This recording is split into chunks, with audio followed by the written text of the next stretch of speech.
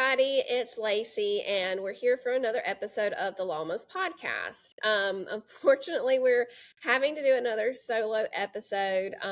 As I've mentioned before, and y'all probably heard if you listen every week, Lauren had a pipe burst in her office, so she had to relocate and move offices, and then now she's just trying to get reestablished and get her client meetings rescheduled and get caught up on work. And I know it's a lot on her plate because I personally had 3 matters for her just I think end of last week I sent, or this week. So I know that she's trying to get caught up on everything because, like I've said before, I am one of her clients too. While I am an attorney, I do criminal defense, so I don't do any kind of estate planning, wills, probate, anything like that. So I always go to Lauren for all of those situations. And my family does too. So my mom needed something with some property, and a friend of ours needed some help with a will that she's helped before. So I know that she's really working on trying to get caught up with all her clients, myself, and my people that I recommend her to as well. So unfortunately, she can't be with us.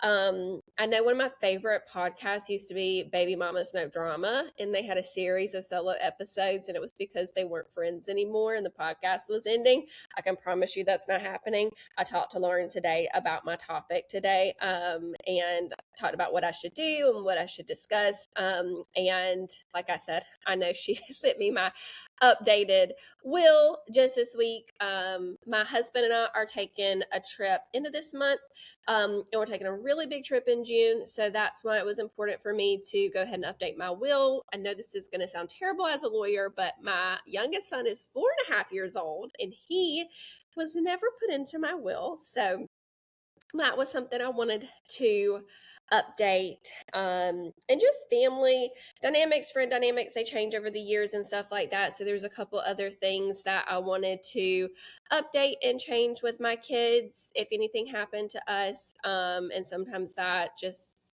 needs to happen. And I went from 1 kid to 2. And so I had to get everything updated, and Lauren was working on that for me. And this is my reminder to all of you that if you don't have those things in place, would definitely encourage you to get that done. And definitely, if you're in South Carolina, I would recommend Lauren, especially if you do have a special needs child, because she helps with the special needs trust and can kind of walk you through those things as well, and the differences and all of that information. With that being said, transitioning to my topic today. It is February. Happy February. Happy Heart Month. February is Heart Month, and that is a month that is very near and dear to my heart and my family's heart because of Luke, my oldest son, and his heart. Luke was born with a congenital heart defect.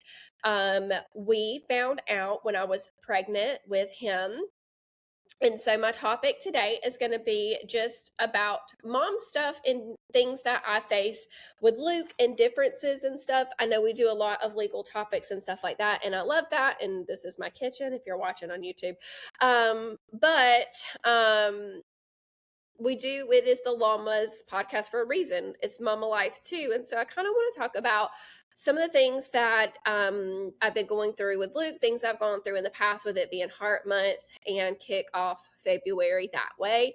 So I found out that Luke had a congenital heart defect at my anatomy scan when I was 20 weeks pregnant. I remember vividly going to turn left into the medical center where I was about to have my anatomy scan, and I had a pit in my stomach. I knew something was off. I have really good intuition a lot of times. If y'all have heard the podcast, you've heard some of the crazy things that have happened. So that's one thing that happened. And then that's when the doctor told us that, that Luke did look like he had a hole in his heart, and we were being sent to a high-risk doctor. At the time, we did not know he had Down syndrome. In fact, we did a screening. If you've heard my story before, and it came back negative for Down syndrome, but the heart defect did lead us to finding out he did in fact have it. So there's different testing, there's screenings, and there's diagnostic testing. Once we learned that the heart defect at the high risk doctor, Luke had an AV canal defect, which is really common with babies with Down syndrome. So once we got that firm diagnosis with the high risk doctor and knew what heart condition we were dealing with, that is what led us to do further testing and do an actual diagnostic test. And that led us to finding out that Luke had Down syndrome while I was still pregnant. I'm very grateful that I found out everything before he was born.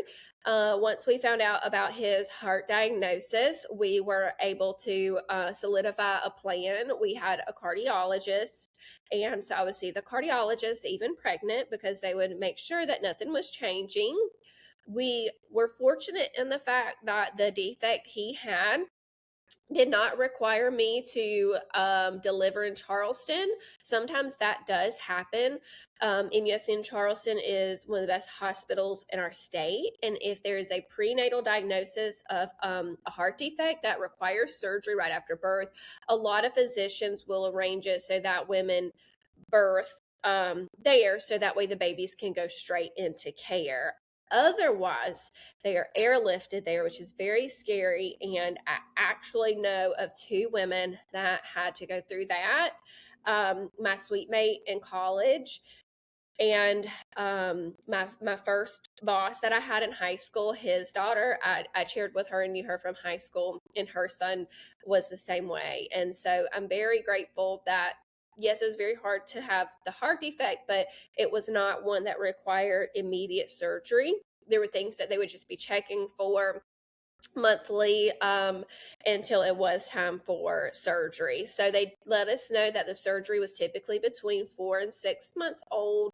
Luke actually did require surgery at the 4-month mark instead of the 6-month mark. They wanted to try to get him to 10 pounds, and there were just other things going on that they recommended us go ahead and do it at 4 months. So we had surgery, or he had surgery at 4 months old, and he did great. Like, I still look back, and I mean, he just was so strong. I mean, we were in the hospital less than a week.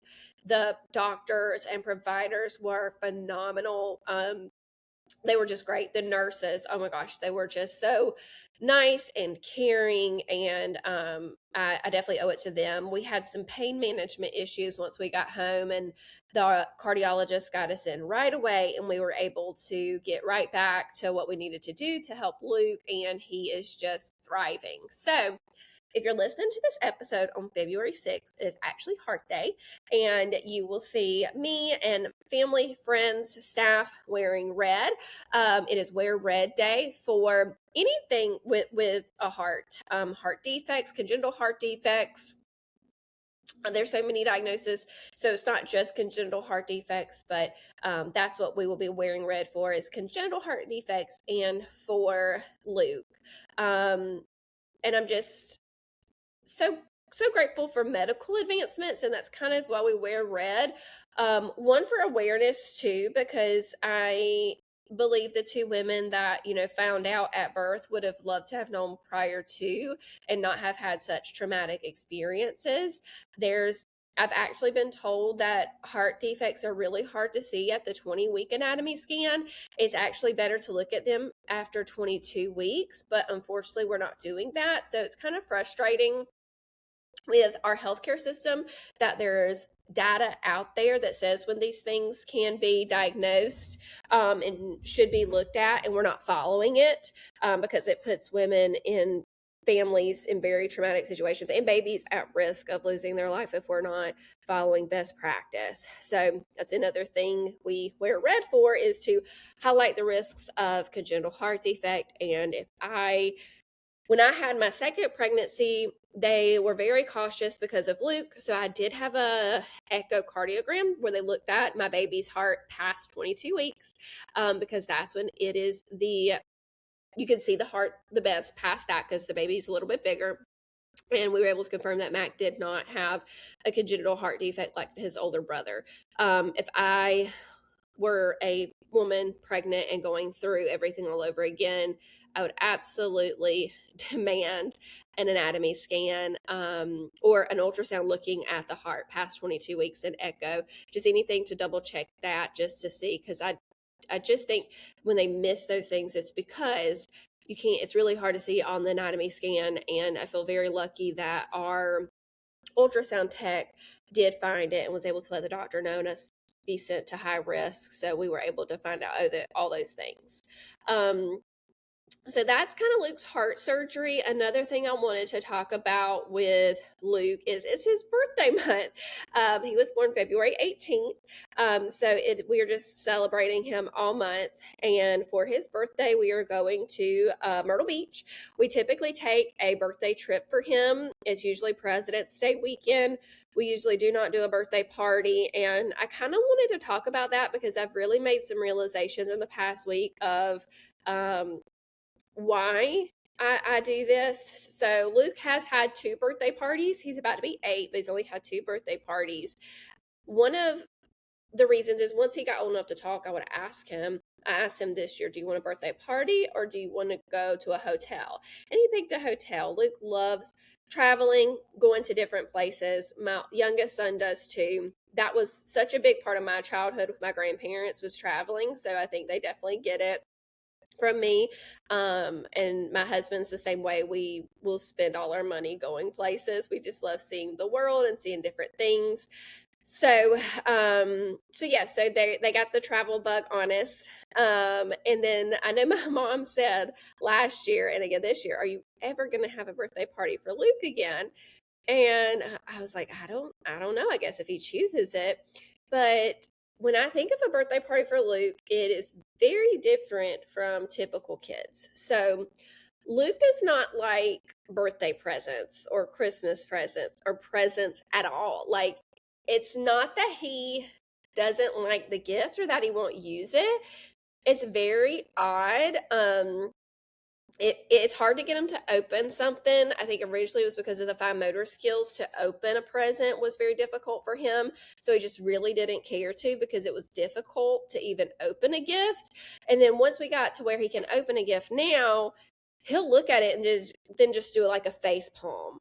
And it's not that he doesn't like it or he didn't want it or he won't play with it. But Luke really isn't a kid that is super into toys. He very much loves hard play. Like, the thing he does, the what he plays with the most at home is a ball. He literally will throw a ball up and down the steps over and over and over again, or he'll kick it and do soccer. He loves going outside and playing basketball. He loves baseball. So he's not really a kid that's going to sit down much and play with like action figures or sometimes he'll play. We have like this indoor jungle gym. Sometimes he'll play on it, not a lot. He would prefer just to be by himself, throwing a ball or shooting a ball into a hoop. So it's kind of hard to tell people like, hey, come to our birthday party. This is what he's into. Spider-Man, creature cases, whatever. I'm thinking of things Mac's into. But, for Mac, it's significantly different. Like, he really loves Spider-Man right now. He's really gotten into Star Wars. Mac loves dinosaurs right now. He's gotten into those. He wants a T-Rex. So for Mac, it's really easy for me to say, oh, these are his interests right now. For Luke, it's very vastly different. Honestly, just get him another bouncy ball, because that's what he loves to play with the most, is a bouncy ball and just kicking it up and down the stairs. He'll do that for literally hours. Or if you sit and throw a ball with him or have a bat, he will do that for hours. That is his go-to. And there's only so many bouncy balls we can have in the house. So that's one of the reasons. And I was actually talking to my law partner. She has a nephew with special needs, and something came up about how he vocalized not liking opening gifts in front of everybody and his feelings on that. And they're like, we won't do that. And it really made me think about Luke. I think Luke feels that same way her nephew does. He just can't vocalize it like he does because of his speech delay at this point. And so when she said that, just kind of a light bulb went off, and I was like, oh my God, that makes so much more sense. And now I'm kind of reflecting back on holidays and how he acts with opening gifts and stuff. And sometimes I worry because it hurts other people's feelings. Like our parents will be our moms will get so excited about a gift for Luke, and then he opens it and shows like no interest. And sometimes it appears like he's so disinterested in it. He, actually it's right here, baby doll. So he is obsessed with our friend's baby. His name is Miles, the baby is. And Luke loves baby Miles. He will pet his head. He likes to help feed his bottle. It is the sweetest thing. So he kept petting his brother's head. I said, why don't we get you a baby doll? So he picked this out online. I ordered it. And if you're listening, it's a little baby doll in like a little blue onesie. I got it in the mail, and I opened it literally just this week. I was like, look what came in. And he said, oh, and literally would not pick it up or touch it and left the room. And I was like, you picked this out. Like, we scrolled together, and that was the doll he wanted. And so by that afternoon, he was carrying it around, petting its head, calling it baby Miles. Ever since he got the doll, he sleeps with it every night. He's very particular on where he sleeps in the bed. The baby doll has to have his blankets put a certain way. And this morning he actually ran upstairs before school because he had to go get baby Miles, and baby Miles needed to come downstairs, and he carries him just like a little baby. So like while opening the baby itself, it almost like stressed him out. He still loves the toy. So just reflecting on that and what my law partner said, I definitely just don't think that that's something that Luke finds joy in. So if I ever have a birthday party again, I've decided I am not going to make him open presents. I'll either say no presents, or if you would like to bring a gift, you can put it on the table, but we're going to open it and let him come to it as he wants, because it's just not something that brings him joy, and he should have all the joy on his birthday and do all the things that he loves. So that's one thing I've come to the realization of, and I actually told my mom I'm not going to make him do Christmas presents anymore either. When the kids open presents at Christmas time, if he wants to, he can, but I'm not going to sit down and make him open his presents anymore. Like, just hearing my law partner talk about her nephew just kind of made me realize what his feelings are.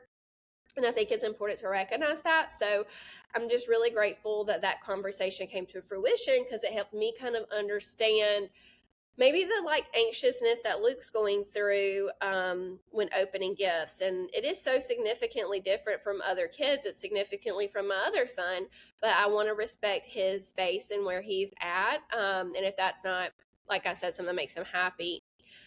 With the birthday party in general, when I think about it, it also just, I don't know how much it makes Luke happy, because Luke is one that his best friends are adults. I can tell you Luke's best friends, his top two friends, are going to be Katie and Corey. He also loves Ian, who's at the beach. But his best friend, and all those are adults, grown adults. Like, we're talking late 30s, 40s. Those are his best friends. And at a birthday party, when you think about it, all the kids are playing together, the adults are socializing. Like, if a kid plays with Luke, they're intentionally going to play with him. Like, my nieces will go, I'm like, oh, I'm going to go play with Luke for a minute. But that typically means you're sitting with him while he plays by himself. Like, he's doing something on his own, and you're just kind of present with him.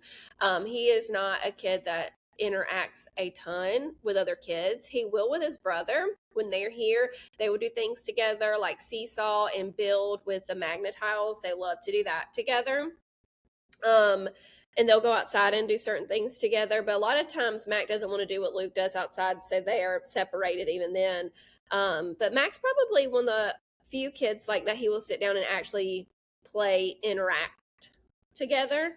Otherwise, it's just kind of another kid sitting with Luke while Luke plays by himself. And that's what Luke likes. Like, there's nothing wrong with him. He's happy. He's joyful. We went to a birthday party. He was at the jump park. He just kind of did his own thing. I don't think Mac ever interacted with him. Mac was off playing with his friends. And I also know at a birthday party, that's what's going to happen again. Luke is going to be playing by himself, which, like I said, is fine. and all the other kids are going to be doing their own thing, but is that the thing that makes him celebrate the most and bring the most joy like you would think a birthday party is? It just doesn't. But what I can tell you is Luke loves a hotel. He thinks it's the coolest thing. He loves the beach. He loves the ocean. He loves water. He loves Ian. He loves Katie and their family. So a lot of times we do something together with them President's Weekend because it's their daughter's birthday. He loves going places and restaurants as long as they have hot dogs. And so for us, it just makes more sense to do something special. And while a birthday party and presents are often special for some kids, it's just not for Luke. Like what is special and joyful and different for him is going to be more of a travel experience than a birthday experience. So I plan on in the future really being more observant of how he is with opening presents, and instead of trying to like make it happen, let him lead the way on what he does, because presents are supposed to be a fun, joyful experience, and if it's not for him, I'm done forcing it. And my mom, when I was talking to her about it, I said, do you not find it odd? She goes, not really. I said, Mommy, we have 4 other kids in our family. None of them are like that. And she said, well, I guess, honestly, I think back to my aunt. So my mom's aunt, my great aunt Jenny, she has an intellectual disability. And my mom said a lot of the things Luke does just kind of reminds her of Aunt Jenny and some similarities there. So she's just never really paid it much attention. So that was a good conversation to have. And so we are going to move forward and letting him just do things that he wants to do for his birthday. He loves fire and candles. So we'll make sure that there's a birthday cake with fire and candles. We don't care if he eats the cake because that's hit or miss. But we'll make sure he has candles to blow out. Until he tells us he wants a party, we are going to travel and make that his birthday party / present experience. And if anybody ever wanted to send a gift of some sort, he would just open it on his own accord. And we will just let him kind of lead us in what brings him the most fun on his special day. So I learned a lot this week and just other kids' experiences. And so I thought it would be important for me to share mine in case there's other moms, dads, family members out there who are experiencing, similarities with a child. And because it's nice to know that you're not alone. And like I said, just hearing other people's experiences lets me know how I need to move forward. And I shouldn't be trying to push this and make it something that it's just not for him. And that was a good realization for me. So that is a little update on my little squishy, and that's what I call Luke. I have since he was a baby. And if, like I said, you're hearing this, happy Heart Day.